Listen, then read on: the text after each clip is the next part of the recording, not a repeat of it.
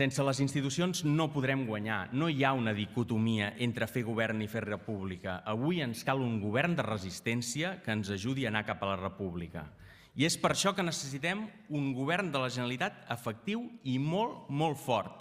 Necessitem resistir. Necessitem defensar els ciutadans de Catalunya malgrat la Generalitat i l'autogovern estiguin avui intervinguts i tenallats. Necessitem ocupar tots els espais d'apoderament ciutadà. Recuperar el govern, doncs, és el primer pas, però n'hi ha d'altres, no és l'únic. Liderar un front democràtic de defensa de les llibertats i els drets civils. Cal fer molt gran la proposta del president Torrent de construir un gran front antirepressiu. Cal seguir ampliant aquesta majoria social.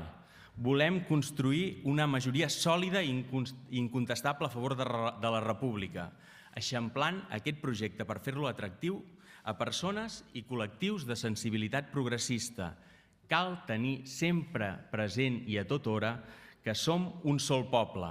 L'independentisme ha arribat on no havia arribat mai i seguirem treballant en aquesta línia, eixamplant, obrint, teixint, el que ens ha ensenyat tots aquests anys l'Oriol Junqueras. Volem ser més, volem ser una majoria sòlida, àmplia i incontestable al carrer. Avui fem un acte de dignitat, de valor, de coratge, especialment tu, Quim. Avui fem junts un pas endavant. Et volem agrair la valentia, el coratge d'assumir la responsabilitat en aquest moment tan difícil, l'encàrrec de liderar un govern republicà fort, que haurà de ser de la gent i per la gent, com bé has dit, que seguirà un projecte de futur que no mira ni orígens, ni llengües, ni tradicions, ni creences, sinó un objectiu comú, la república per construir un país més just, més net i més lliure.